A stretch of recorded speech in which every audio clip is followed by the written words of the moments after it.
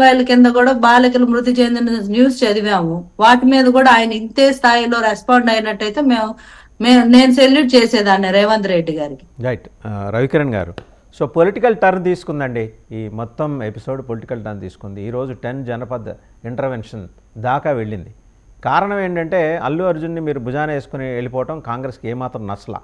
So Congress has to take a stand. అందుకని అక్బరుద్దీన్ ఓవైసీ భుజం మించి అసెంబ్లీలో తుపాకీ పేల్చింది. ఆయన చేత మాట్లాడి తెలుగు సినిమాలు ఎన్నడూ చూడని, తెలుగు సినిమాల గురించి ఎన్నడూ వ్యాఖ్యానించిన అక్బరుద్దీన్ ఓవైసీ అనర్గళంగాను అసలు అద్భుతంగాను ప్రసంగించేసి కన్నీళ్లు పెట్టుకుని అసలు విపరీతమైన ఆవేదన వ్యక్తం చేశారు. దాని మీద ముఖ్యమంత్రి రెస్పాండ్ అయ్యారు. పోతుల్లాగా జనాలు గేట్ల మీద పడిపోతున్నారనే మాట అన్నారు. ఆయన ఆవేదన అర్థం చేసుకోవచ్చు, కానీ భాష విషయంలో అభ్యంతరాల మీద సోషల్ మీడియా గట్టిగా నిలదీసింది. చూశారు కదా ఈ ఎపిసోడ్ మొత్తం. వాసుదేవన్ గారు వాయిస్ వస్తుందండి? వినిపిస్తోందండి. హలో, వినిపిస్తోందండి. వాసుదేవన్ గారు, ముందుగా మీకు తోటి ప్యానలిస్టులకి 99 టీవీ వీక్షకులకు శుభోదయం అండి.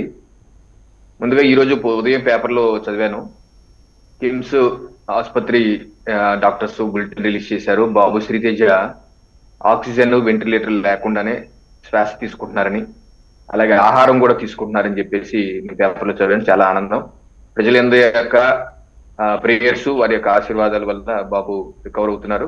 ఇంకా చక్కగా రికవర్ అవ్వాలని కోరుకుంటున్నాం. అయితే వారి తల్లి గారి మరణాన్ని ఎవరు తీసుకురాలేరు, అది చాలా బాధాకరం. ఇంకొకటి, ఇందాక మీ స్టార్ట్ చేసే ముందు బిగ్ బైట్ లో మంత్రి సీతక్క గారు మాట్లాడుతున్నారు, ఏంటి ఈ స్మగ్లింగ్ సినిమా, ఏదైనా మానవ హక్కుల సినిమాలకైతే అవార్డులు ఇవ్వాలి, కానీ ఈ స్మగ్లింగ్ సినిమాలకి అవార్డు ఎలా ఇచ్చారు బీజేపీ వాళ్ళు చెప్పారు. మరి వాళ్ళకి ఏ సమాచారం ఉంటుందో నాకైతే అర్థం కావట్లేదు. సినిమాకి ఎవరు ఇచ్చారు అవార్డు? 2021లో అల్లు అర్జున్ గారికి ఇచ్చిన అవార్డు ఏంటి?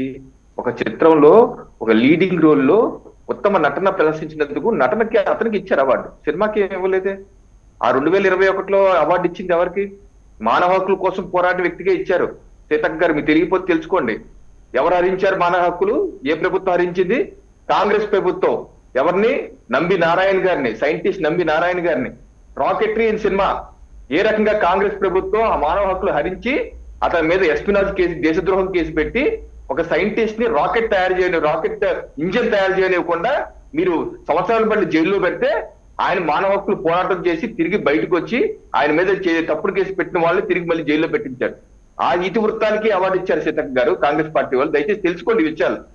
సగం నాలెడ్జ్ తో వచ్చేసి ఏదేదో మాట్లాడితే సమంజసం కాదు.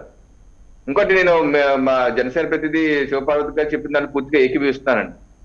చక్కగా చెప్పారు. ఎందుకంటే ఇప్పుడు మహిళ చనిపోతే, ఇంత కూడా చూశాను బయట, మహిళ చనిపోతే మీరు స్పందించరా అని. తప్పనిసరిగా అందరే ఆవేదనగానే ఉంది. మహిళ చనిపోయారు, ఆవేదనగానే ఉంది. అయితే ఈ ఆవేదన అందరికి ఎందుకు చూపించరు? అందరికీ రైతులు చనిపోయారు 100 మంది మీ రాష్ట్రంలో, సూసైడ్ చేసుకున్నారు, వాళ్ళకి ఎందుకు స్పందించరు? అలాగే ఆటో డ్రైవర్లు, మీరు ఫ్రీ ఆర్టీసీ పెట్టారు, ఆటో కార్మికులు 100 మంది సూసైడ్ చేసుకున్నారు, వాళ్ళ గురించి ఎందుకు స్పందించారు? అందరి మీద స్పందించచ్చు కదా. ఇప్పుడు మా పురంధేశ్వరి గారు కూడా ఇందాక మీరు అన్నట్టు ఎక్కడ బెనిఫిట్ షోల గురించి ఏం మాట్లాడలేదండి.